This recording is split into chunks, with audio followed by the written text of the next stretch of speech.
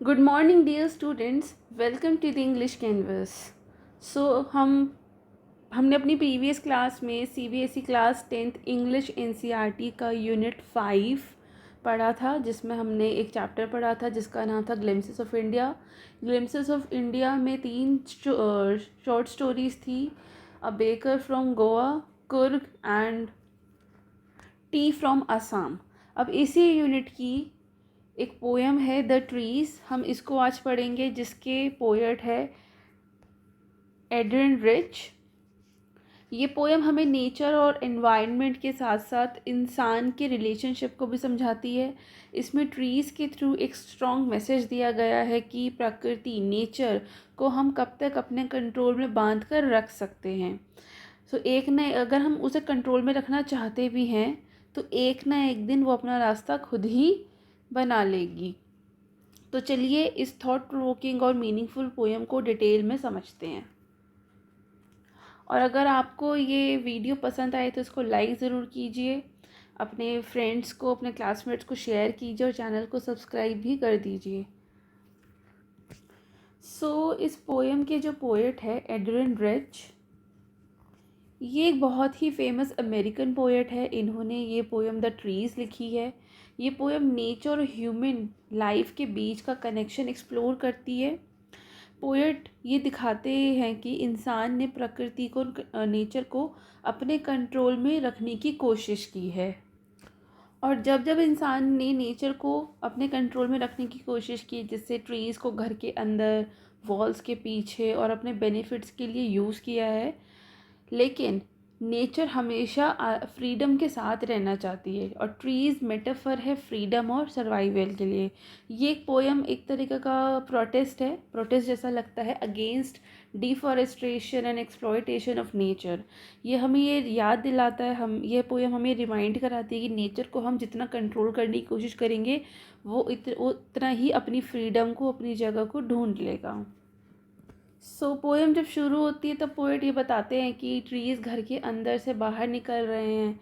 ये पोएम एक सिंबल है ट्रीज़ के साथ साथ और विमेन और ऑप्रेस्ड लोगों की फ्रीडम और स्ट्रगल को भी दिखाता है। ट्रीज़ अपना नेचुरल प्लेस यानी फॉरेस्ट ढूंढने के लिए घर से एस्केप करते हैं। पोएम में एक इमेजरी ऑफ रेबिलियन भी है, जैसे नेचर इंसान के बंधनों को तोड़कर खुद को फ्री कर रही है। और एंड में पोएट ये कहते हैं कि जब नेचर अपना राइट मांगते हैं तो उसे कोई नहीं रोक पाता। तो इस पोएम का जो थीम है वो है freedom, survival and nature's power. तो चलिए पोएम को लाइन बाय लाइन पढ़ते हैं और समझते हैं। Can there be a forest without trees? क्या ऐसा कोई जंगल हो सकता है जिसमें पेड़ ही ना हो? What are the trees in this poem? Where do they go? तो इस पोएम में ट्रीज कहाँ चले गए हैं, और मतलब वो कहाँ हैं और वो कहाँ चले गए हैं। तो चलिए पढ़ते हैं। The trees inside are moving out in the forest that was empty all these days, where no bird could sit, no insect hide, no sun bury its feet in shadow, and the forest that was empty all these nights will be full of trees by morning. ये पहला स्टेजा है। Poet यहाँ पे कह रही है कि trees अब तक घर के अंदर थे, मतलब घर के अंदर थे, यानी कि इट्स अ सिम्बॉलिकली कन्फाइंड, कि वो पहले जो ट्रीज़ थे जो घर के अंदर थे, अब वो वहाँ से मूव हो गए, वो वहाँ से चले गए, move out into the forest.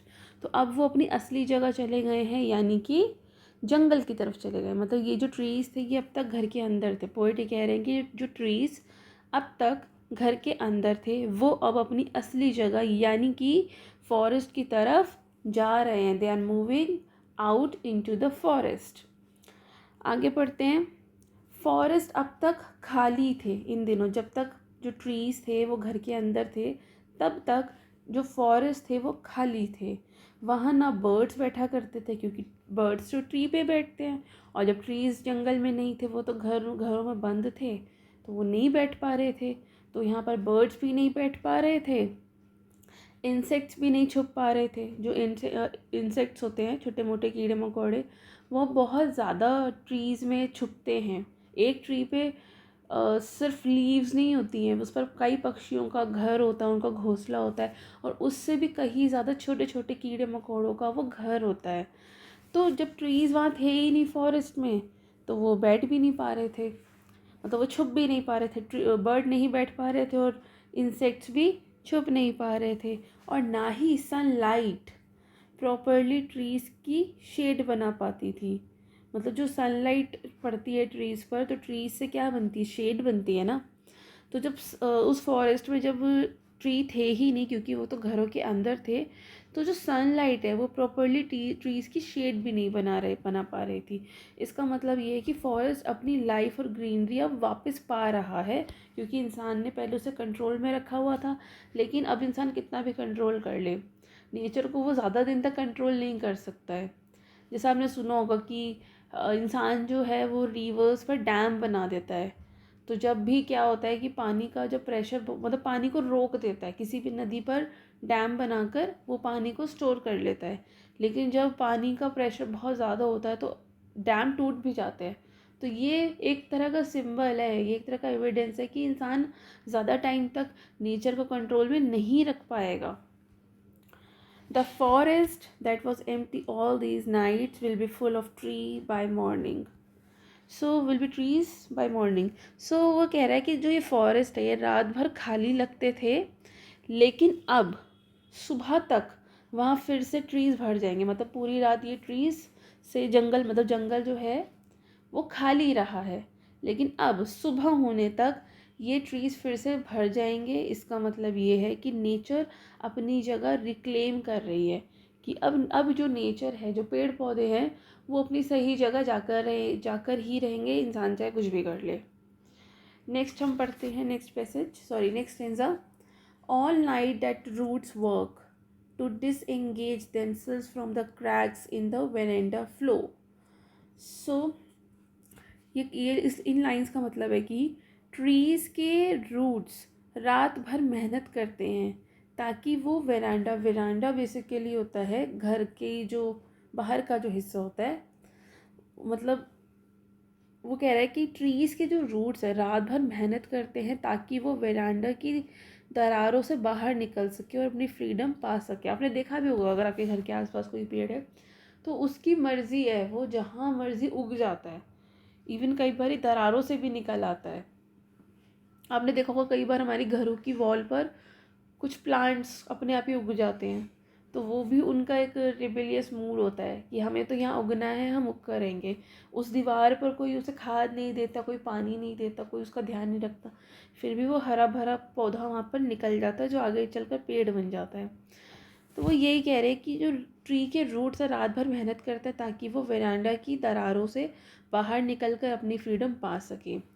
इसका मतलब ये है कि नेचर इंसान के कंट्रोल से निकलकर अपनी असली जगह पहुंचना चाहता है, मतलब अपनी असली जगह पर ही जाना चाहता है। वो जिस जिस जगह पर इंसान ने उसे कैद करने की कोशिश की वो वहाँ नहीं रहना चाहता है, और वहाँ से जाने के लिए, अपनी असली जगह पहुँचने के लिए, फ्रीडम पाने के लिए नेचर जो है वो दिन रात धीरे धीरे काम करता ही रहता है।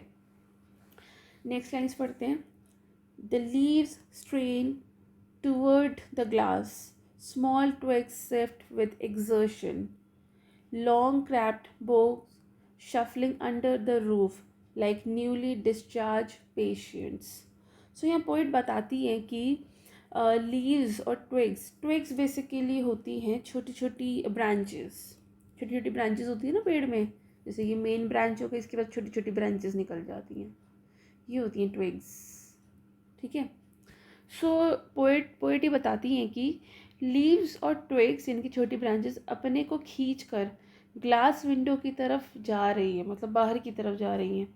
वो काफ़ी टाइम से बंद थे और अब फ्री होने के लिए स्ट्रगल कर रही हैं। मतलब काफ़ी लंबे टाइम से बंद थे ना अंडर द रूफ, लेकिन अब वो स्ट्रगल कर रही हैं लाइक न्यूली डिस्चार्ज पेशेंट। जैसे बिल्कुल न्यूली डिस्चार्ज पेशेंट होता है ना, ऐसे ही वो कर रहे हैं। मतलब ये जो छोटी छोटी ब्रांचेस हैं, लीव्स हैं, ट्विग्स हैं, ये अपने आप को खींच कर ग्लास विंडो की तरफ बाहर लेके जा रही है सन की रोशनी की तरफ। वो काफ़ी टाइम से बंद थे और अब फ्री होने के लिए स्ट्रगल कर रहे हैं।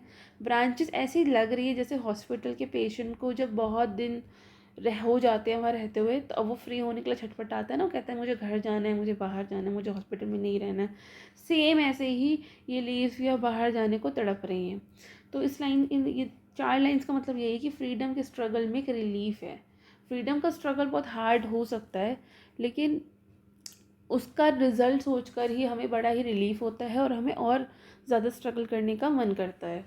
ठीक है, अब नेक्स्ट लाइन है, half dazed moving to the clinic doors. So branches का कंपैरिजन उन लोगों से किया गया है जो लंबी बीमारी के बाद बाहर निकल रहे हों और अब धीरे धीरे फ्रीडम की तरफ बढ़ रहे हों। तो फ्रीडम के बाद भी एक नया एडजस्टमेंट होता है, यहाँ हमें देखने को पता चलता है। नेक्स्ट टेंसा है, I sit inside, doors open to the veranda in which एक minute sorry I sit inside, doors open to the veranda, writing long letters in which I scarcely mention the departure of the forest from the house. So poet खुद घर के अंदर बैठी है और वो letters लिख रही है। मतलब आई सिट इनसाइड, पोएट अपने लिए कह रही है कि मैं खुद अंदर बैठी हूँ और मैं जो मेरे डोर्स उस रूम के जिसमें मैं बैठी हूँ उसके दरवाजे वेरांडा में खुले हुए हैं और मैं वहाँ पर बैठ के लंबे लंबे लेटर्स लिख रही हूँ, लॉन्ग लेटर्स लिख रही हूँ। इन विच आई कैसे mention the departure of the forest from the house. लेकिन वो अपने लेटर्स में ये नहीं बताती है कि घर से जो फॉरेस्ट है, कि घर से जो ट्रीज़ है वो बाहर की तरफ जा रहे हैं। मतलब यहाँ पर हमें पता चलता है कि जो पोएट है ये ऑब्जर्वर हैं जो साइलेंटली नेचर की स्ट्रगल को देख रही हैं, लेकिन कुछ कह नहीं रही हैं, लेटर में भी कुछ नहीं कह रही हैं, लेकिन हाँ ऑब्जर्व कर रही हैं कि ये धीरे धीरे अपनी फ्रीडम की तरफ बढ़ रहा है, पौधे आगे बढ़ रहे हैं।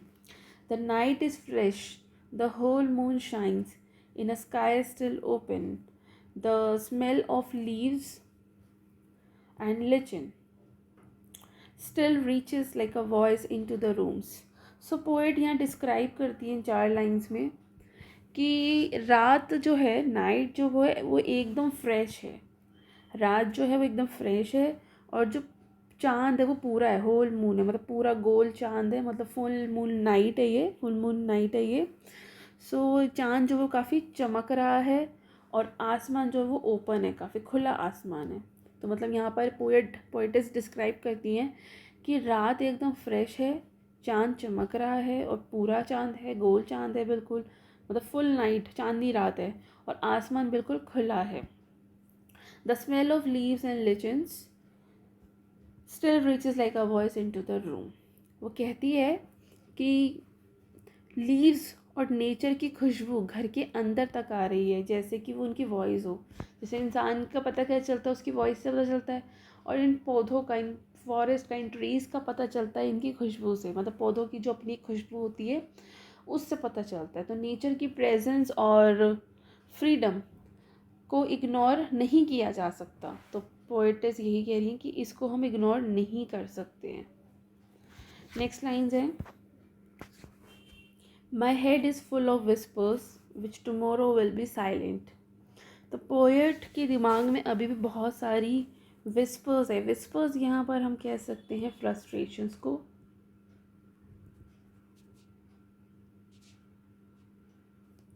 सो कहते हैं कि पोएटिस के दिमाग में अभी भी बहुत सारी विस्पर्स हैं, सॉरी फ्रस्ट्रेशंस नहीं बोलेंगे, बहुत सारी बातें हैं, फ्रस्ट्रेशंस नहीं है ये, बहुत सारी विस्पर्स है, मतलब बहुत सारी बातें उनके दिमाग में चल रही हैं। जो उनका हेड है, मतलब पोएट का जो हेड है उसमें बहुत सारी बातें चल रही है, मतलब बहुत सारी फुसफुसाहट है, जैसे अंधेरों में छुपी हुई एक आवाज़ हो, विच टुमारो विल बी साइलेंट।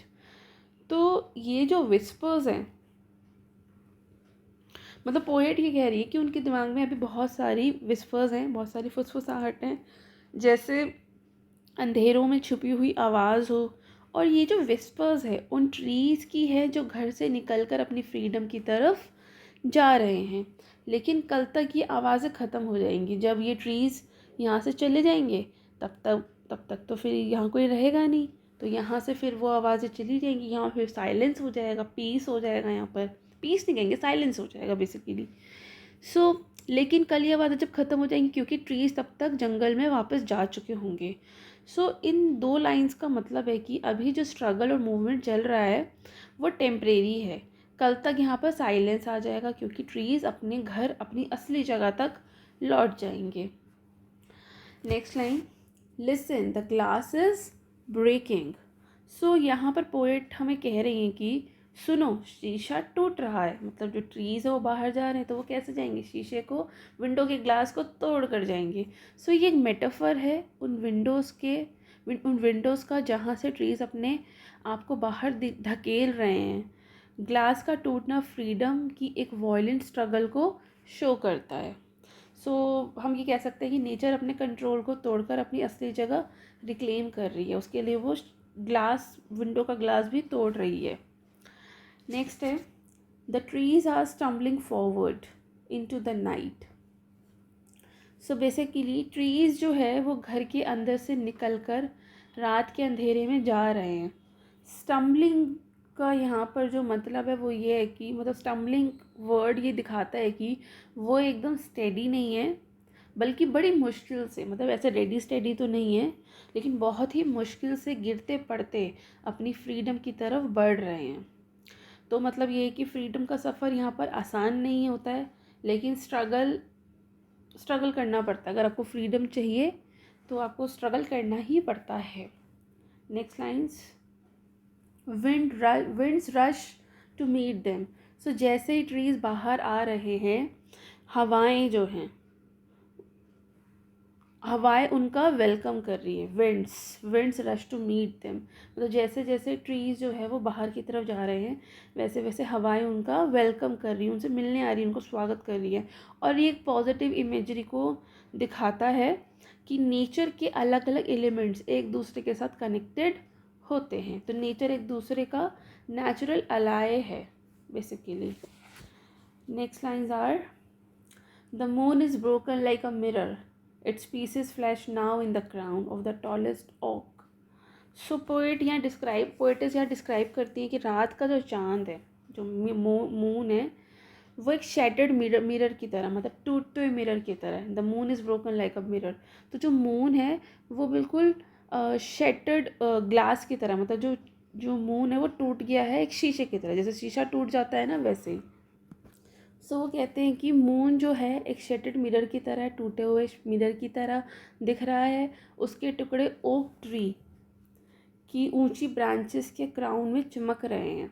ठीक है, मतलब जो मून जो है चांद की तरह टूटकर ओक ट्री की ऊंची ब्रांचेस के क्राउन की जैसे चमक रहे हैं। सो ये लाइन का यहाँ मतलब ये होगा कि नेचर की ब्यूटी और फ्रीडम के प्रोसेस को, ये इस लाइन का ये मतलब है कि नेचर की ब्यूटी और फ्रीडम के प्रोसेस को पोएटिक आर्टिस्टिक इमेजरी दे रही हैं और इस आर्टिस्टिक इमेजरी के थ्रू डिस्क्राइब करती हैं। तो यहाँ ये पोएम हो गई है ख़त्म। इस पूरी पोएम का जो ओवरऑल मीनिंग है वो ये है, मतलब इस स्टेंजा का खासकर, कि ये जो ट्रीज़ की, मतलब ये जो स्टेंजा है, ये फाइनल स्टेंजा पोएम का, ये फाइनल एस्केप को दिखाता है। वो अपने कन्फाइनमेंट तोड़कर जंगल में वापस चले गए हैं।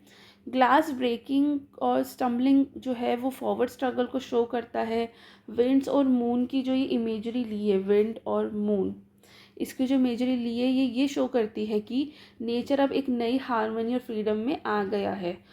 इस पोएम का जो मैसेज है वो ये है कि फ्रीडम के साथ एक नई लाइफ और ब्यूटी आती है। हम इन पोएट के बारे में पढ़ लेते हैं थोड़ा सा। मैंने आपको बताया था कि एड्रियन रिच बॉर्न हुई थी बेल्टिमोर मैरीलैंड यूएसए में 1929 में। ये ऑथर हैं नियरली 20 वॉल्यूम्स ऑफ पोइट्री की, मतलब ये बहुत ही रिनाउंड पोएट है। And she has been called a feminist and a radical poet. अगर हम इस पूरी पोएम का शॉर्ट समरी देखें या इसका मैसेज देखें तो एड्रियन रिच की पोएम द ट्रीज नेचर और फ्रीडम पर बेस्ड है। पोएम में ये बताया गया है कि ट्रीज़ जो घर के अंदर बंद है, कन्फाइंड होता है बंद होना, जो बंद है अब तोड़फोड़ करके बाहर निकल रहे हैं। वो अपने नेचुरल हैबिटेट यानी कि जंगल में वापस जाना चाहते हैं जहाँ उनकी असली जगह है। पोएट ने उनके स्ट्रगल को glass breaking, stumbling, wind rushing और मून इमेजरी से बताया है यहाँ पर। मतलब यहाँ से डिस्क्राइब किया गया है। अब रात के समय वो अपनी इंडिपेंडेंस पा लेते हैं और एक नई नेचुरल हार्मनी बन जाती है। हमें इस पोएम से ये एक मॉरल जो मैसेज मिलता है वो ये है कि नेचर को कभी भी बंद नहीं किया जा सकता, नेचर को कभी भी कंट्रोल नहीं किया जा सकता है। वो हमेशा कभी ना कभी अपनी फ्रीडम पा ही लेंगे और हर लिविंग बीइंग को अपने नेचुरल एनवायरनमेंट रहने का अधिकार है। फ्रीडम के लिए स्ट्रगल करना पड़ता ही है, लेकिन उसका रिज़ल्ट हमेशा ही ब्यूटीफुल होता है। और ह्यूमन बींग्स को नेचर के साथ इंटरफेयर नहीं करना चाहिए। ऐसा नहीं है कि हमको मतलब हमें किसी भी चीज़ में इंटरफेरेंस नहीं करना चाहिए। हम एक लिमिट तक ही कंट्रोल कर सकते हैं, उसके बाद जो भी चीज़ें हमें रिजल्ट में मिलती हैं उन्हें हम कहते हैं नेचुरल डिज़ास्टर।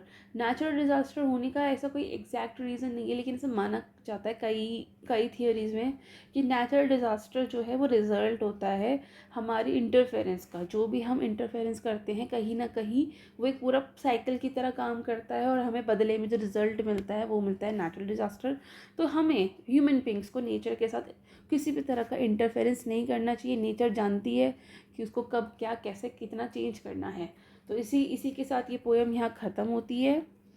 और नेक्स्ट क्लास में हम नेक्स्ट यूनिट पढ़ेंगे, नया चैप्टर पढ़ेंगे। आज के लिए ये क्लास हम यहीं ख़त्म करते हैं। अगर आपको कोई क्वेरी है, कुछ भी आपको समझ में नहीं आता है, तो कमेंट सेक्शन आपके लिए हमेशा अवेलेबल है। आप वहाँ पर अपनी क्वेरी लिख सकते हैं। और अगर आपको ये क्लास अच्छी लगती है, आपको इसकी एक्सप्लेनेशन अच्छी लगती है, तो इसको लाइक कीजिए, अपने दोस्तों के साथ, अपने क्लासमेट्स के साथ इसको शेयर कीजिए। अपनी क्वेरीज़ को, अपने फीडबैक को कमेंट में लिखिए और चैनल को सब्सक्राइब ज़रूर कीजिए। Thank you.